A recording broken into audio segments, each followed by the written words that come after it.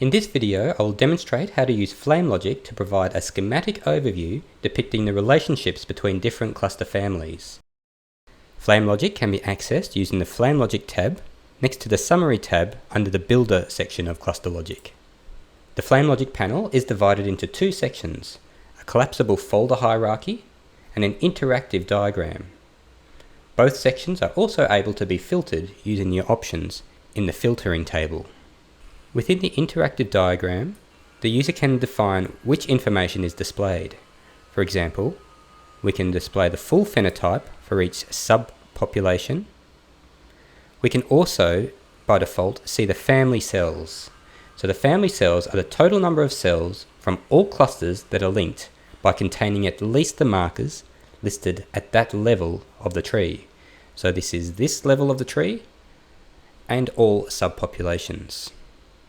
We can expand these boxes by ticking the available options in the toolbar. So here we can see not only the family cells, but the family clusters.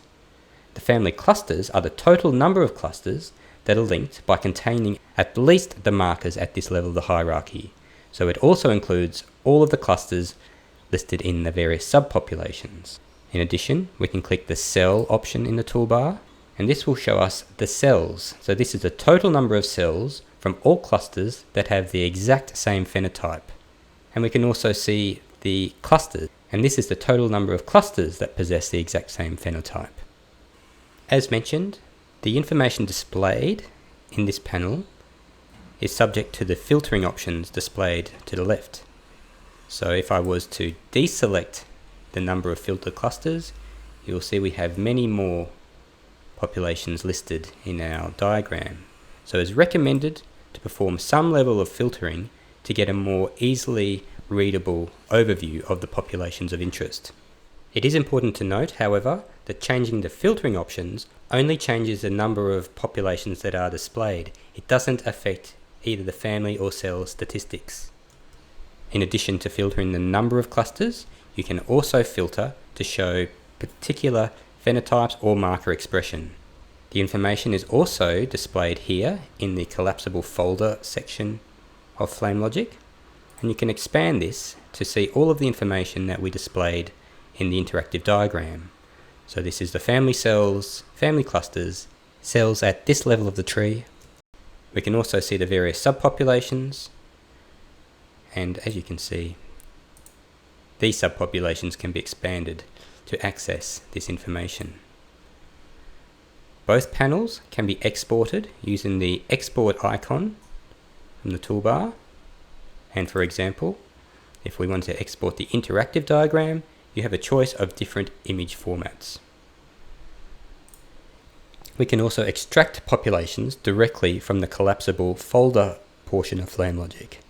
So if we wanted to extract our CD45 Ly6C parent population, we could select it and choose to combine all of these clusters and extract a single population into the file inspector. We could use a custom name, but in this case, I'll choose to name our extracted population using the phenotype. So I'll tick phenotype and combine and extract. So here it will extract that population and add it to the file inspector.